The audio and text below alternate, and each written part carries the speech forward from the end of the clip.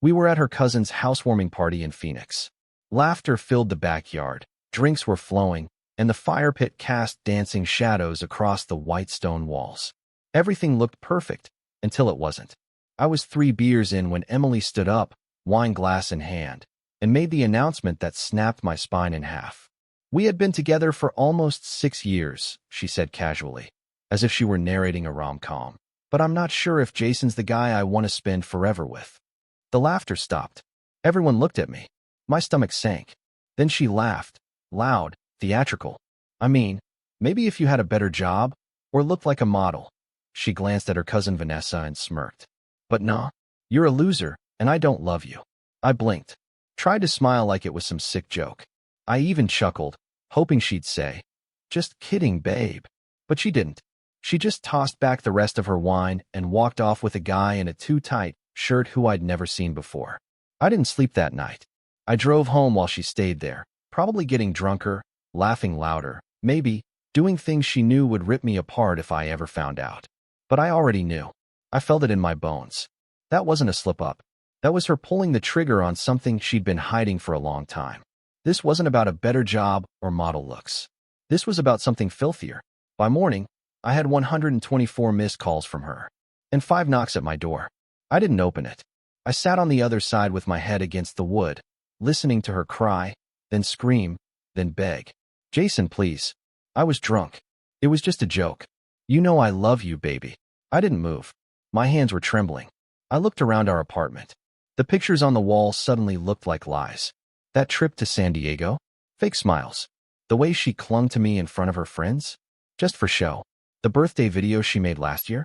Scripted garbage. I opened my phone. No new texts. Just those missed calls and a single voice message. "Hey, I didn't mean what I said. You embarrassed me, standing there like a statue. You always embarrass me, Jason. But I didn't mean to say it like that. Can we talk? You're not perfect, but I'm not either, okay?" I replayed that last line. "You're not perfect, but I'm not either." Like that made it even. By 2 p.m., she was gone. No more knocks. No more messages. Just silence. That's when I made a decision. I needed to know.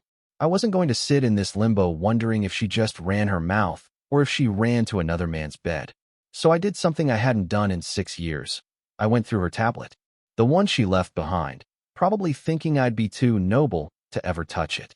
Password, my name. Of course. She never thought I'd doubt her. I wish I hadn't looked. But I did. Photos. Messages. Videos. A guy named Troy. Multiple meetups. One of them from the week she said she was helping her mom move. Another from when she told me she had a girls-only spa retreat. They weren't even trying to be discreet. One message stood out. "He's such a child, Troy. I could say anything, and he'd believe it. I could walk in smelling like you, and he'd still ask if I had a good day." I gripped the tablet so tight I thought it would snap. I felt something rise in my throat. Not tears. Rage. I stood up, took the framed photo of us at Lake Tahoe, and hurled it across the room. Glass shattered. Wood cracked. I watched it all in slow motion, like my entire life was exploding one memory at a time. And then came the doorbell. I froze. 3 more knocks. "Jason, please. Open up. I can explain." "Explain what, Emily? That you laughed about me in front of your family? That you humiliated me like I was a clown standing on stage in his boxers? That you threw 6 years away for some walking cologne ad with a gym membership?" I didn't answer. But that wasn't the end. That was the beginning. Because 2 days later, I found out that Troy, her secret Prince Charming, wasn't just a guy. He was someone I knew. And that changed everything. 2 days passed. She stopped knocking. She stopped calling. But her silence wasn't peace. It was poison. I couldn't sleep. Couldn't eat. My thoughts were spinning in loops, crashing into the same image over and over. Her leaning into some guy, laughing, whispering, her lips brushing his neck, while I was home thinking she was at her mom's. I couldn't get that message out of my head. "He's such a child, Troy." That name echoed louder than my own heartbeat. I opened Facebook. Searched Troy. Dozens came up. Troy with a motorcycle. Troy who went to high school with us. Troy with 2 kids. I didn't know which one was him, until I did. Because I clicked on Troy Mathers. And my stomach dropped. It was Troy, my old coworker.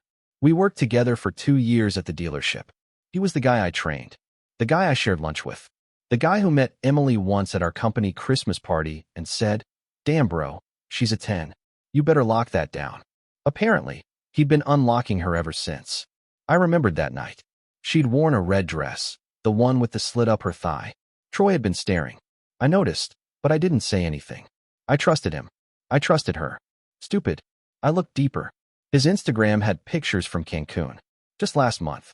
One of them was him holding a fruity drink, with a woman's hand in the corner of the frame, red nails. The same shade Emily wore during her so-called retreat. I cross-checked the dates. It all lined up. I felt sick. My wife. No, my girlfriend, the woman I was going to propose to next month, was not only cheating, she was doing it with a man I once called brother. I didn't cry. I grabbed my keys and left the apartment. I didn't know where I was going, but I needed air. I needed space. I ended up at my brother Nathan's place, unannounced. He opened the door, took one look at me, and said, "What happened?" I told him everything. Every ugly detail. He listened without interrupting, except to say, "She's a ing snake, man," at least 3 times. Then he asked the question I didn't want to hear. "You want to make her pay?" I looked at him. I wasn't sure if he meant it literally or just emotionally. But something in me flinched. "I want her to feel what I feel," I said. "I want her to sit in that pain. To choke on it." He nodded slowly. "Then don't break. That's how you win. You don't go nuclear. You go silent. You cut the strings. And when she realizes you're not playing the game anymore, that's when it hits her." I didn't respond, but I stayed the night. The next morning, I had another message from her. "I miss you. Can we talk? I feel like I made a huge mistake." I stared at it for a full minute. Then I typed one word. "Come." She replied instantly. "Really? I'm on my way." I deleted the message. I had no intention of talking, but I needed to see her face. I needed to look her in the eye one last time before I burned everything down. Because I had a plan now. And Emily? She had no idea what was coming. When she showed up, she was wearing that same red lipstick she always used when she wanted something. A little too much blush, hair done like she hadn't been crying at all. Her fake confidence made me sick. She stepped into the apartment like she still owned it. Like 6 years of my loyalty could be erased by a few tears and another empty apology. "Jason," she said, walking in cautiously.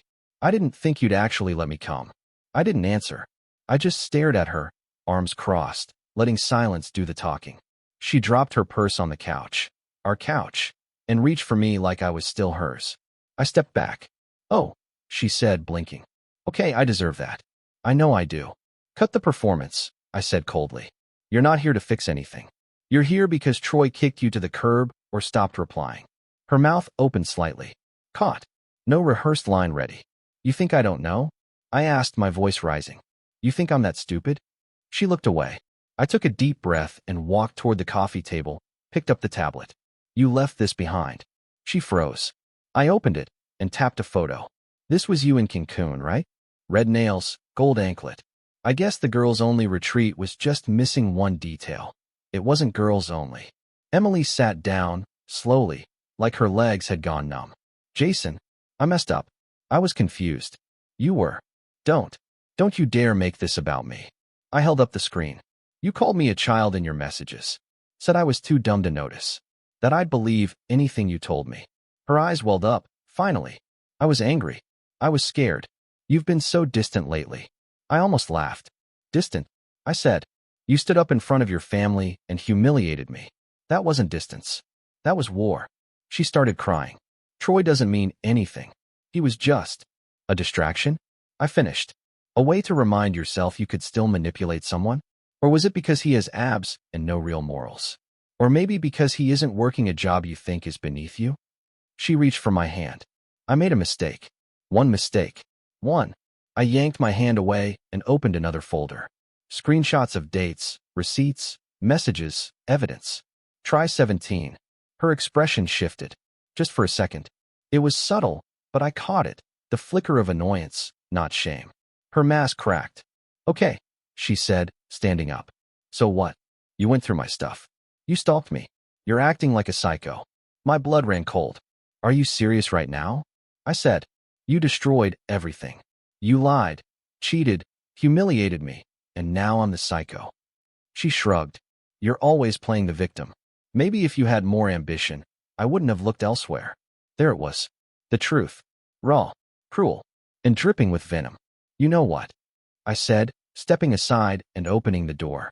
You don't have to lie anymore. You can go. Go back to him, or whoever's next. She laughed. You think I need you? Please.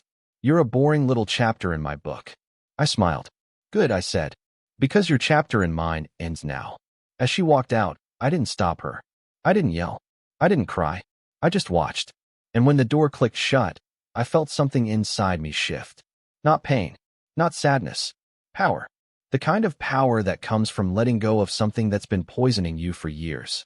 That night, I slept like I hadn't in months. And in the morning, I started planning how I was going to rise. Without her, I woke up at 6 a.m. to sunlight crawling through the blinds. The apartment was silent. No sound of her slippers dragging across the floor. No scent of her coconut shampoo in the hallway. No fake, good morning, kiss meant to distract me from whatever lie she'd stacked on top of the last. Just silence. And for the first time in a long time, I didn't hate it. I brewed coffee. Black. Bitter. No sugar, no cream, like my mood. I sat at the table, staring at nothing, replaying the past 6 years like a reel I couldn't turn off. The birthdays I planned. The times I skipped poker nights to be home with her. The weekend trips, she said, meant the world. *T. Every memory now had a crack running through it. The Tahoe sunset we watched wrapped in one blanket? Probably texted him under that blanket. The night I told her I was thinking about proposing? That was the same week she was in Troy's bed. She didn't ruin me. She set me free. And now I had work to do. First, I cleared our shared bank account. Not out of spite, but because it was mine. Most of it was mine anyway. I paid the rent. I covered her credit card when she overspent. I bailed her out when her boutique business idea tanked in 3 weeks. She played the role of a modern queen with no crown and no kingdom. I left her enough for groceries. I'm not a monster, but she wasn't going to live off me anymore. Then I called my landlord. Told him she was off the lease. He asked if everything was okay. I said, yeah. I just remembered who I am. After that, I went to the gym. I hadn't stepped foot inside in months. I'd let myself slip, trying to be what she needed. Less time on myself, more time on her. She used to roll her eyes when I came back sweaty. Said the gym was for dudes who don't have real jobs. Guess what, Em? This dude just benched your memory. I pushed harder that morning than I ever had before. Like every rep was fueled by rage. By betrayal. By the image of her with him. My muscles burned. My chest heaved. But when I left that gym, I felt different. Lighter. Better. That afternoon, I updated my resume and applied for jobs I used to dream about, but never thought I could get. She always said I should be realistic, that I was lucky to have what I had. No, she was lucky I stayed as long as I did. I texted my old college buddy Leo. We hadn't spoken in a year, since Emily said he gave off creep vibes. Funny how every guy who didn't adore her got labeled. I told him everything. He just replied, dude, say the word, and we're flying to Vegas. Your rebirth tour starts now. I laughed. I wasn't ready for Vegas. Not yet. But the thought of it, of escaping, of reclaiming, was oxygen. That evening, I walked into the bedroom. Our bedroom. Her stuff was still there. Perfume bottles. A drawer full of workout clothes she never actually worked out in. I packed it all. Every trace of her went into boxes. I even tossed the matching mugs we bought last Christmas. I lit a candle. New scent. Sandalwood and firewood. No more coconut. I poured myself a drink, sat on the couch, and looked around at the emptiness. But this time, it didn't feel like loss. It felt like space. Space for something better. Space for someone real. Space for me. Because the truth is, I didn't lose her. She lost me. 3 days passed. 3 solid, peaceful days without her voice infecting the walls. I had started eating better, lifting heavier, and feeling the haze clear from my head. I wasn't healed yet, but I wasn't bleeding either. Then, just when I thought she was gone for good, she came back. She didn't knock this time. She used her key. I was in the kitchen when I heard the door open and close like it still belonged to her. Jason, she called out, casual as ever. You seriously changed the locks on the front door, but not the back? That's so you. I stepped into the living room. She was standing there in ripped jeans, sunglasses pushed into her hair, holding a single iced coffee like it was a peace offering. You shouldn't be here, I said flatly. I know, she said with a fake pout. But you haven't been answering. I thought maybe if I stopped by, we could talk like grown-ups. I stared at her. Grown-ups don't cheat. She smirked. Oh, come on. You're still mad about that? I actually laughed, short, sharp, disbelieving. Still mad? Emily, it's been 3 days. Well, she said, putting her coffee on the table, you did let me walk out like I didn't mean anything to you. I blinked. You told me I was a loser and you didn't love me. In front of your entire family. She shrugged. I was drunk. People say dumb things when they're drinking. No, people say truthful things when they're drinking. You just didn't expect me to finally grow a spine. Her face dropped for the first time.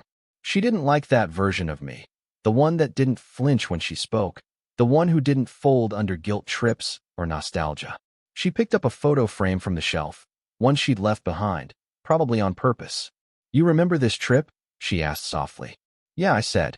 You lied about losing your phone that weekend. Turns out, you were texting him from the hotel lobby while I was upstairs ordering you dessert. She slowly put the frame down. Okay, maybe I made mistakes. But do you really think you're just going to move on without even trying to fix what we had? There's nothing to fix, I said. There's only rubble. Her eyes narrowed. You think you're so tough now, huh? You think hitting the gym for 3 days and deleting my photos makes you a king? I stepped forward. Calm. Dead calm. No. But realizing I was in a relationship with a manipulative, cheating, self-absorbed liar? That makes me awake. And I've never felt more awake than I do right now. She crossed her arms, mouth tight. Troy was a mistake. I tilted my head. So were the other 5 guys you messaged behind my back? Silence. Yeah, I knew. She didn't even try to deny it this time. You're cold, she whispered. No, I said, grabbing the spare key off the counter. I'm done. I walked over and opened the door. She looked at me like I had betrayed her. Then she grabbed her iced coffee and stormed out without a word. As the door slammed, I slid the deadbolt and snapped the key in half with both hands. Metal cracked. It felt symbolic. That night, I posted a photo. Not of me crying. Not some moody quote. Just me at the gym, sweaty, shirt off, captioned, "Some losses are the start of everything good." And within hours, my phone blew up. People I hadn't spoken to in years. Guys saying respect, man. Girls commenting things Emily never said once in 6 years. And just like that, I saw her watching from a distance. She liked the post, but I didn't follow back, because I was already halfway into my comeback. And she was just another ghost in the rearview. It started with little things. Subtle, petty, anonymous numbers calling and hanging up. A fake profile following me on Instagram. No posts, just a familiar pattern of likes on my recent photos. Comments under my gym post from faceless accounts saying things like mid or not that deep. I knew who it was. Of course I did. Emily had always been dramatic. But this was new. This was desperation disguised as trolling. I wasn't angry. I was entertained. But the next part? That was different. It happened on a Wednesday, right before midnight.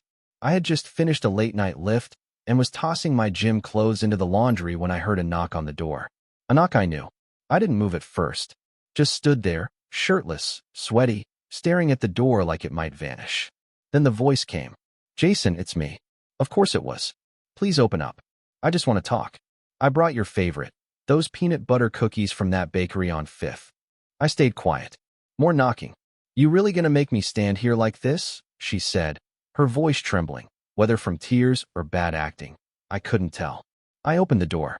She stood there in an oversized hoodie, probably mine, hair tied up, no makeup, holding a paper bag like it was some magic ticket to redemption. 5 minutes, I said. She walked in slow, like she didn't want to scare the peace away. I've been thinking a lot, she began. About us. About everything I ruined. I didn't answer. I let her talk. She always loved the sound of her own voice. I lied, she admitted, eyes lowered. Not just about Troy. There were others. I needed attention. I needed to feel wanted. But I didn't realize I already had someone who gave me everything. I raised an eyebrow. So now I was enough? No, she said honestly. You were too good. That's the truth. I felt small next to you. Like I couldn't live up to your loyalty. So I sabotaged it. That caught me off guard. She'd never admitted anything like that before. It wasn't an excuse. It was a confession. And for a second, I saw the girl I fell in love with 6 years ago. But that second passed. Because the girl I fell in love with never would have said what she said next. I need another chance. I'll earn it, Jason. I swear. I looked at her. really looked. She was trying, I could tell, but not for the right reasons. You don't miss me, I said. You miss the control. You miss the comfort. The guy who paid the bills, held your hand, and believed your lies. She blinked fast. That's not true.